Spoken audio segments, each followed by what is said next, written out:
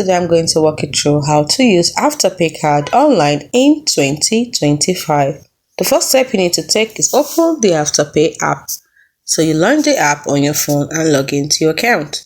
Next, you have to access your Afterpay Card by tapping the Card tab at the bottom of the screen to view your virtual Afterpay Card details like the card number, expiring date, and CVV.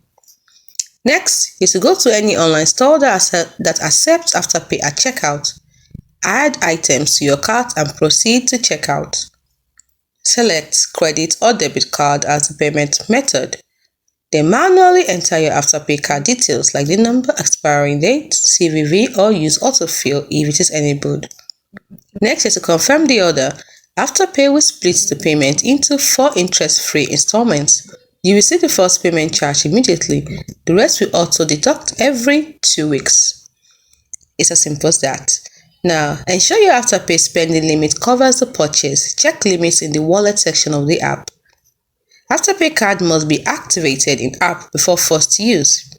And supported merchants display Afterpay at checkout. If issues arise, check payment method in Afterpay for card status. Hope you found this video helpful.